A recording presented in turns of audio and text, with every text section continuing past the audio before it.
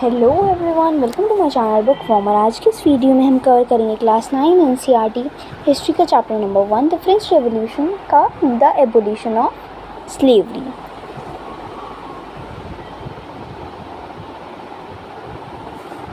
One of the most revolutionary social reforms of the Jacobin regime was the abolition of slavery in the French colonies. The colonies in the Caribbean, Martinique, Guadeloupe and Saint Domingo were important suppliers of commodities such as tobacco, indigo, sugar and coffee. तो उस time पे ना France में क्या होता था कि France में ही क्या जितनी भी अलग अलग कंट्रीज़ होती थी ना, वहाँ पे कमोडिटीज़ यानी कि डेली यूज़ होने वाली जो चीज़ें थी, जैसे कि इंडिगो, शुगर, चीनी, कॉफ़ी, चाय पत्ती, जितनी भी चीज़ें होती थी ना, सब इधर उधर एक्सचेंज हुआ करती थी. But the reluctance of Europeans to go and work in distant and unfamiliar land means shortage of labor and plantations. So this was met by a triangular slave trade between Europe, Africa and America. तो वहाँ पे जो काम करने वाले लोग थे, चलो अब कमोडिटीज़ का एक्सचेंज तो हो जाता है, लेकिन वहाँ पे जो लेबर थी उसकी बड़ी ही कमी पड़ती थी. तो वो क्या करते थे, वो एक ऐसा मेथड यूज़ करते थे जिससे कि उनकी जो लेबर थी उसकी कमी ना पड़े, और उस मेथड को वो बोलते थे ट्रायंगुलर स्लेव ट्रेड. ये बहुत ही इम्पॉर्टेंट टर्म है क्योंकि एग्ज़ाम में ये 3 से 5 नंबर में आ सकता है, पूछा जा सकता है कि ट्रायंगुलर स्लेव ट्रेड आखिर था क्या. तो ये जो ट्रायंगुलर स्लेव ट्रेड था ना, ये 3 कॉन्टिनेंट्स में इस्तेमाल होता था. वो थी यूरोप, अफ्रीका और America. The slave trade began in the 17th century. तो ये 17th सेंचुरी में स्टार्ट हो जाती है. French merchants sailed from the ports of Bordeaux or Nantes to the African coast, where they bought slaves from local chieftains. Brand and shackled, the slaves were packed tightly into the ships for the 3-month-long voyage across the Atlantic to Caribbean. There they were sold to plantation owners.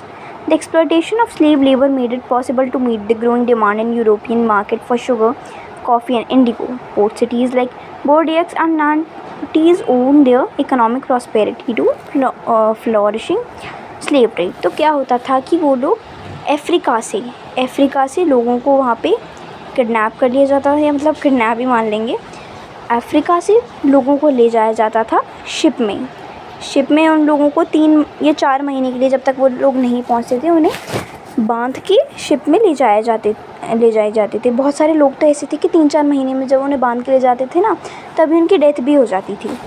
Through out the 18th century there was little criticism of slavery in France. The national assembly held long debates about whether the rights of man should be extended to all French subjects, including those in the colonies, but it did not pass any laws, fearing opposition from the businessman whose income depended on the slave trade. तो 18th century में क्या होता है, वहाँ पे जो national assembly थी हमारी, वो क्या बोलती है कि क्या उन आदमियों का भी कोई अधिकार नहीं है जिन्हें आप लोग बांध के यहाँ पे ले आते हैं. ये तो गलत चीज़ है ना, लेकिन उनके लिए भी कोई लॉ नहीं आया था अब तक. It was finally the convention which in 1794 legislated to free all slaves in the French overseas possessions. तो आखिरकार 1794 में जो हमारी नई कन्वेंशन होती है, उसने एक ऐसा रूल बनाया कि कोई भी आज से स्लेव को नहीं रखेगा, यानी कि नौकरों से काम नहीं कराएगा. This however turned out to be a short term measure. 10 years later, Napoleon reintroduced slavery. Plantation owners understood their freedom as including the right to enslave African negroes and pursue their economic interests. Slavery was finally abolished in French colonies in 1848. तो चलो मैं आप लोगों को इसका छोटा सा एक समरी बता देती हूँ. क्या होता था कि ट्रायंगुलर स्लेव ट्रेड होता था 3 कॉन्टिनेंट्स में, जो थी हमारी, एक तो अफ्रीका हो जाती है, एक यूरोप हो जाती है, और एक हो जाती है हमारी उसमें अमेरिका. तो क्या होता था कि जो अफ्रीका के जो लोग थे ना, उन्हें ले जाया जाता था शिप्स में. 3 से 4 महीने के लिए उन्हें ले जाया जाता था करीब. तो क्या करते थे, उन्हें 3 से 4 महीने के लिए ले जाया करते थे, फिर 3 से 4 महीने में उन्हें अमेरिका ले जाया जाता था. अमेरिका में जो प्लांटेशन ओनर, यानी कि जिनके पास जो अमीर लोग थे, जिनके पास ज़्यादा ज़मीन थी, उन्हें वहाँ पर भेज दिया जाता था. वो बहुत सारी खेती किया करते थे, और वो जितना भी प्रोड्यूस होता था वो सारा चला जाता था यूरोप में. तो इस तरीके से वो ट्रायंगुलर स्लेव ट्रेड चलता रहता था. तो क्या होता है, 18th सेंचुरी में बहुत सारे लोगों ने ऐसा सवाल उठाया कि क्या इन लोगों की ज़िंदगी पे कोई हक नहीं है। ये चीज़ 18th सेंचुरी में बोली गई थी, लेकिन इसके लिए कोई रूल नहीं बनाया गया था। तो फिर क्या होता है कि जो कन्वेंशन होती है हमारी, उसने क्या किया कि एक रूल बनाया कि आज के बाद कोई भी ट्रायंगुलर स्लेव ट्रेड नहीं चलाएगा। लेकिन क्या होता है, अब जो नेपोलियन होते हैं, नेपोलियन बोनापार्टे, उन्होंने ये लॉ इंट्रोड्यूस करवा दिया दोबारा 10 सालों के बाद। और आखिरकार फिर दोबारा ये 1848 में दोबारा बंद करवा दिया गया रूल। पहले तो बंद करवा दिया था कन्वेंशन ने से, फिर नेपोलियन ने स्टार्ट कर दिया, फिर ये बंद हो गया था रूल। तो बड़ा ही इनका सिस्टम ना बिगड़ा हुआ था। Can politics change the clothes people wear, the language they speak, or the books they read? तो क्या आपको लगता है जो हमारी पॉलिटिक्स है, जो हमारी डेमोक्रेसी है, जो गवर्नमेंट है, वो हमारे बोलने का तरीका, हमारे कपड़े पहनने का तरीका, हमारी सोच का तरीका बदल सकती है? The years following 1789 in France saw many such changes in the lives of men, women and children. The revolutionary governments took it upon themselves to pass laws that would translate the ideals of liberty and equality into everyday practices. तो 1789 का जो year था, उसमें ऐसी ही बहुत सारी changes देखने को मिले। जो हमारी जो नई गवर्नमेंट आई थी ना, उसी के अकॉर्डिंग आदमी, औरत और बच्चों की ज़िंदगी में बड़े चेंज आते रहते थे। One important law that came into effect soon after the storming of Bastille in summer 1789 was the abolition of censorship. In the old regime, all written material and cultural activity, books, newspaper, plays, could be published or performed only after they have been approved by the censors of the king. क्या होता था 1789 में abolition of censorship, यानी कि जो अखबार होता है ना, अगर आप उसमें कुछ भी प्रिंट करवाएंगे तो वो सिर्फ़ और सिर्फ तभी पास हो सकता है, सारे लोग तभी उसे पढ़ सकते हैं जब उसे राजा अप्रूव करा देगा। तो पहली चीज़ तो ये बंद हो गई, the abolition of censorship. Now the Declaration of the Right of Man and Citizen proclaimed freedom of speech and expression to be a natural right. Newspaper, pamphlets, books and printed pictures flooded the towns of the France from where they traveled rapidly into the countryside. तो क्या होता था कि अब abolition of censorship हो गया, यानी कि अब कोई इंसान किसी राजा, रानी, गवर्नमेंट, पॉलिटिक्स, किसी के बारे में कुछ भी कहना चाहता है तो वो फ्रीली अपनी बात अपने समाज में, सोसाइटी में रख सकता है। They all described and discussed all the events that changes taking place in France. Freedom of the press also meant that opposing views of events could be expressed.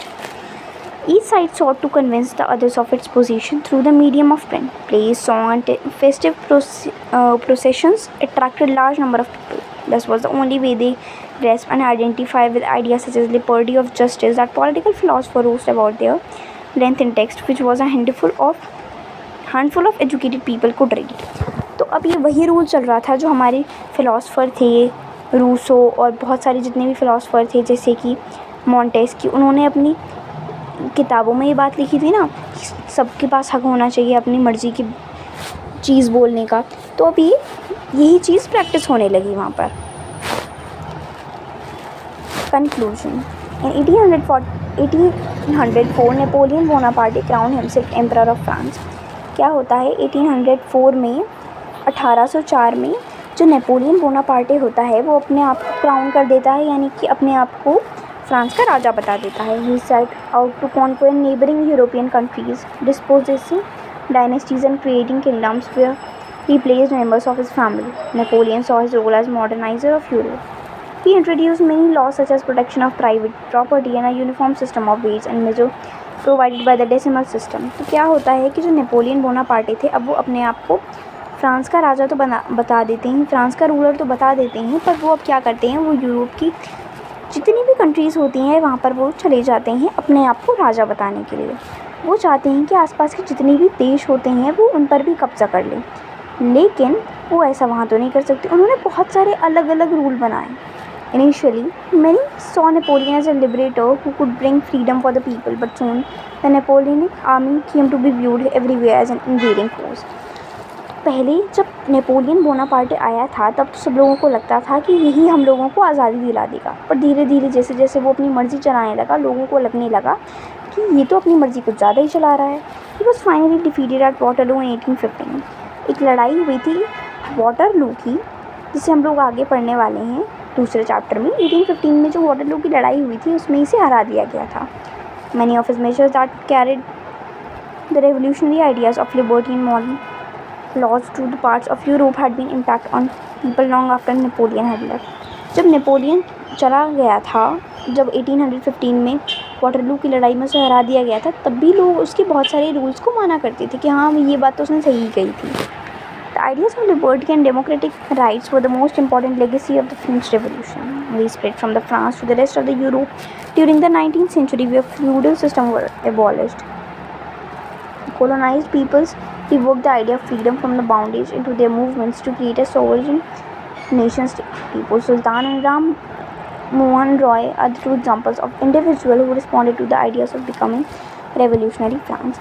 तो हमारे ऐसे दो लोग हैं, एक तो टीपू सुल्तान और एक राम मोहन रॉय, जिन्होंने इनके आइडिया पे बड़े ही अच्छा लगा कि हाँ जिस तरीके से फ्रांस आज़ाद हुआ था उसी तरीके से हमें भी आज़ाद होना है।